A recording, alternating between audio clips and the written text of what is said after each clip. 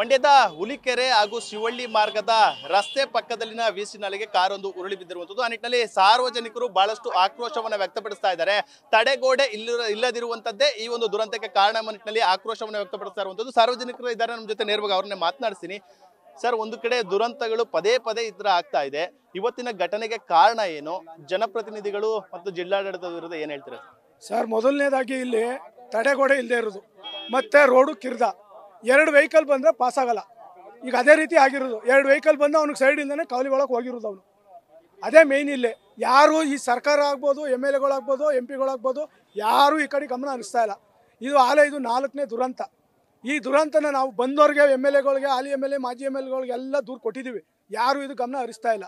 ಇದಕ್ಕೆ ಯಾವತ್ತು ಪರಿಹಾರ ಸಿಗ್ತದೆ ಅಂದರೆ, ಕನಗನಗುಂಡಿ ಹತ್ರ ಆಯ್ತಲ್ಲ ಒಂದು ಬಸ್ಸು, ಆ ದುರಂತ ಇಲ್ಲೊಂದು ನಡಿಬೇಕು. ಗೌರ್ಮೆಂಟ್ ಬಸ್ ಬೀಳಬೇಕು, ಒಂದು 70 ಜನ 80 ಜನ ಸಾಯ್ಬೇಕು. ಅವತ್ತು ಇದು ಪರಿಹಾರ ಸಿಗ್ತದೆ ಅಂತ ನಾವು ಅನ್ಕೊಂಡಿದ್ದೀವಿ. ಅದುವರೆಗೂ ಪರಿಹಾರ ಸಿಗಲ್ಲ. ಅಮ್ಮ, ನೀವೇನ್ ಹೇಳ್ತೀರಾ? ಅಮ್ಮ, ನಾವ್ ಹೇಳೋದು ಅದೇಯಪ್ಪ, ಇಲ್ಲಿ ಜನಗಳಿಗೆ ಭಾರಿ ತೊಂದರೆ ಆಯ್ತಾ ಇದೆ. ಹೋಗೋರ್ಗೆ ಬರೋರ್ಗೆ ತೊಂದರೆ. ಇಲ್ಲಿ ರೋಡು ಚಿಕ್ಕದು, ಆ ಕಡೆಯಿಂದ ಬರಕ್ಕೂ ಆಯ್ತಾ ಇಲ್ಲ, ಈ ಕಡೆಯಿಂದ ಹೋಗೋಕ್ಕೂ ಆಯ್ತಾ ಇಲ್ಲ.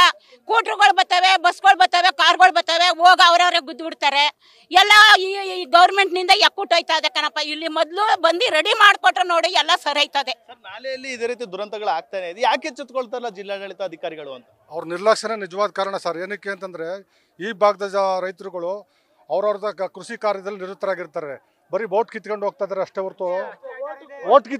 ಅಷ್ಟೇ ಹೊರತು ಇಲ್ಲಿ ಮೂಲವಾಗಿ ಮೈಸೂರು ಮಹಾರಾಜರು ಮತ್ತು ಅವ್ರ ನೆರವಿಂದ ಸ್ಥಾಪಿತ ಆದಂಥ ಒಂದು ಬುಗ ಅಂತಂದ್ರೆ ಇಡೀ ವಿಶ್ವದಲ್ಲೇ ಫೇಮಸ್. ಅವತ್ತಿನ ಕಾಲದಲ್ಲಿ ಆ ಬುಗಕ್ಕೆ ಒಂದು ಇದಿಷ್ಟು ಸಾರ್ವಜನಿಕರ ಆಕ್ರೋಶದ ನುಡಿಗಳಾಗಿರುವಂಥದ್ದು. ಕ್ಯಾಮ್ರಾ ಪರ್ಸನ್ ಹರ್ಷಿ ಜೊತೆ Nandish, news first Mandya. News first ನಿರ್ಭೀತಿಯಿಂದ ನಿಮ್ಮ ಪರವಾಗಿ.